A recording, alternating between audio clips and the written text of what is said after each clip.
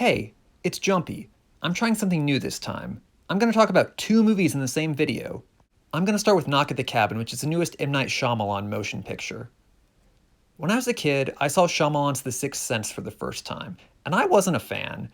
I watched his movie Signs a few years later, and I didn't like it very much either. But what the hell did Kid Jumpy know? I gave The Sixth Sense another chance a few years ago, and while I still don't love the movie, I can appreciate that it's well done. Around the same time, I also checked out The Village. I had that one spoiled for me many years prior to seeing it. When I saw it, I wasn't too engaged, but I thought it was average overall. I don't really think my feelings would have changed much at all if I hadn't known how it ended beforehand. But here's where things turn around. Last year, I sat down and watched Unbreakable, which was his immediate follow-up to The Sixth Sense. Holy shit, that movie is awesome, and everything clicked for me. It's a wonderful thriller. It looks great. There's some awkward dialogue, which I actually really liked, and its puzzle pieces come together so well. After that, I jumped into Split, which was really good, and Glass, which I also really enjoyed a lot. And then I watched Old, and let me tell you about that movie. It's so fucking weird and fascinating. The dialogue and acting are so bizarrely bad. Meanwhile, the film is beautiful to look at, which is so odd to see something done so well, and something else being so misguided occurring at the same time. I couldn't look away, and I was so invested in where it was going. I really loved watching that one. With a few movies, M. Night Shyamalan became one of my favorite directors. I will watch any movie he makes from now on, and I was very eagerly awaiting Knock at the Cabin. I didn't know much going into this movie. I knew that Dave Bautista is in it. It's based on a book, and it's rated R.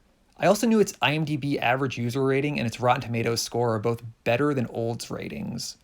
I avoided everything else. All I'll say about the plot is that there's a family vacationing at a cabin and some mysterious people show up for, let's say, sinister reasons. A couple other people co-wrote the script with Shyamalan, but you can tell he's involved from the first line of dialogue. There are multiple times throughout the movie where the dialogue is just so weird and unnatural, and I love it. It's so endearing to me for some reason. I thought the acting was uneven. There are definitely bad moments. Sometimes it's okay, and other times it's pretty good. After seeing this, I want to see Dave Bautista in more movies. I like him in Guardians of the Galaxy, and it's nice to see something different. I thought he was consistently good here. Even though he didn't show too much range, it did work for the character. The movie is really well paced. Except for some flashbacks, almost all of it takes place in and around the cabin. For that reason, it did remind me of Split. It's a small film, and it's good looking too. I was hooked from the start. I definitely had predictions about how it was going to play out, but the movie kept me second guessing myself until the end, and I liked where it went. Even though it's rated R, it's not too bad. There's some cursing and violence. It wouldn't lose too much being cut down to a PG-13 rating, but it's really cool that they left it as it is. I was entertained watching this movie. It's very much an M. Night Shyamalan film. It's not perfect, but the tension is very well done. There's some uneven acting, and some personal touches of quirkiness which you may or may not like, but I dug. It's definitely a better movie in a lot of ways than Old, which was something that I need multiple disclaimers before recommending. I can actually recommend Knock at the Cabin with far fewer asterisks. As much as I want to make the joke and call it a total knockout, I can't, but I quite enjoyed my time with it nonetheless. I'm giving this one a 7 out of 10. My second film is Mr. and Mrs. Smith, an action comedy movie from 2005. Much like the motion picture Rest Stop, I'm sorry for bringing that up again. It's not going to happen every video, I swear. But much like that one, Mr. and Mrs. Smith is a movie I've known about for a very long time and I've never actually gotten around to watching until now. Way back when, I was hanging out with my brother and we went to Best Buy. In the far distance, I saw a DVD case.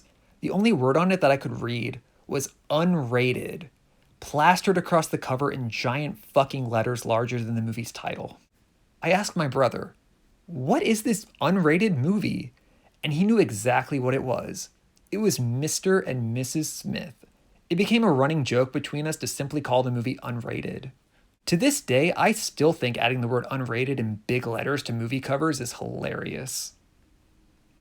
Until very recently, I mistakenly thought that the 2005 Mr. and Mrs. Smith was a remake of an Alfred Hitchcock movie from the 1940s with the same title. I never saw that one either. It turns out that I was incorrect and the two movies are unrelated. The 2005 Mr. and Mrs. Smith is about a married couple, played by Brad Pitt and Angelina Jolie. They're both assassins, but neither one of them know that their spouse is also a killer for hire. But once they find out the truth, complications ensue. I'm going to point out here that despite all of the jokes I've made about unrated in the past, I watched the theatrical cut of this one, and it's rated PG-13. The movie was directed by Doug Liman, the director of Swingers, which I haven't seen in forever but I enjoyed, The Bourne Identity, which I plan on reevaluating at some point, Edge of Tomorrow, which was a lot of fun, and lastly, a movie titled simply Go, which I also really like a lot, and it's another one that I'll be talking about someday in one of these videos. Mr. and Mrs. Smith is about what I expected. It's pretty average and, dare I say, light entertainment. It's a product of its time and it can be dated at points, but I did enjoy my time with it. It's 2 hours long and it didn't drag. I really like both Pitt and Jolie here. Most of the movie has at least one of them on screen and they carried it for me. Vince Vaughn plays one of Pitt's colleagues. In general, I like him, and it's cool seeing him reunite with Lyman after the movie Swingers. Vaughn is totally fine here. His character's dialogue was a mixed bag. Some of the jokes worked and others didn't. A few other people I recognize pop up in supporting roles like Vivica A. Fox and the kid detective himself, Adam Brody. Neither left much of an impact, but I like seeing both of them here. While there's plenty of mildly amusing and sometimes clever bits, there were a few pretty good laughs I got out of it. Most of these were dialogue and one was action. Speaking of action, the action overall was okay. The biggest problem is that it never really feels like the characters are in danger, but it gets the job done and was fun when I was watching it. It just isn't something that's going to stick with me. There was one scene I really liked and also didn't like. It's the action scene between the two leads in their house. This has the best action in the movie and it was genuinely pretty good. However, there was a part where it got uncomfortable. It went from fun and over-the-top assassins shooting at each other to more realistic domestic violence, and that took me out of the movie a little bit before I got back on board with it as an entertaining action ride. Like I said before, the movie is average. I'm giving this a 5 out of 10. It's light entertainment with a few laughs and action bits. It doesn't drag, but it's not too memorable. You can do worse and better, but throw it on if you want a decent time waster.